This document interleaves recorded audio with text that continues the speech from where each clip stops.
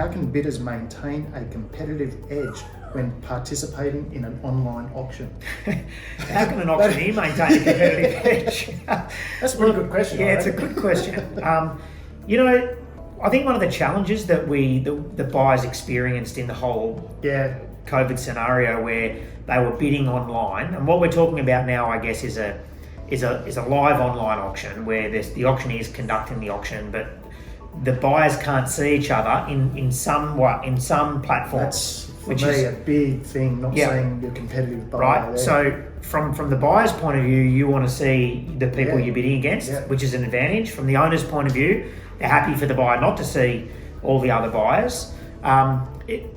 We saw two different camps of agents. Some agents actually really wanted all the buyers to see each other to get that feeling of what we would class as a normal auction, where people could see each other, they could bid under those terms. And there was the other camp, which is probably the camp that I sat in, which was quite happy to run the auction like what we're doing right now, talking to the camera, not knowing who the people are who are tuning in and watching on the other end of that. But as the auctioneer, I know that I've either got one buyer, or I know that I've got three buyers, or I know that I've got six. But the person who's on the other end of that, they don't know if there's 1, 3, or 6. So what we were doing, to answer your question about, what can a buyer do to try and, I guess, outsmart their competition, I think that you need to remain in control of the way that you bid and still bid tactically. And what I mean by that is that one thing that we noticed with the online auctions, it was incredibly difficult to get the first bid. So to give you an example, like back in February, we had 78% clearance rates. We were using the vendor bid circa 20% of the time to actually start the bidding.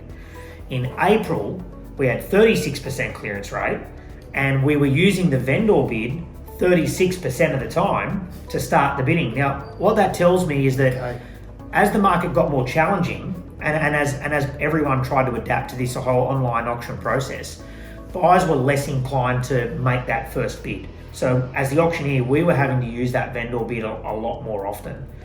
What I think would be a good strategy from a buyer's point of view is actually being willing to make that first step and place that first bid, because everybody else is waiting for someone else to make the first move. I love to start an auction. Absolutely, right. But the beauty of that is that you show the other people who are you bidding against. Well, you're there to buy a property. You're there to buy a property. Right. And just because, I'm digressing a fraction here, but those who stand back in an auction room not to make the first bid, you're waiting for something to come around that is irrelevant to the ultimate result anyway. Absolutely. So your result there is to secure the property. Absolutely. And if you're not going to participate and sit on the sidelines, before you know it, Damien's dropped the hammer and it's all gone. Look, another really important thing to think about is that the real estate agent is a person. And what I mean by that is that person has feelings. They have feelings in who they want to deal with, and they have feelings in who is going to help them sell the property.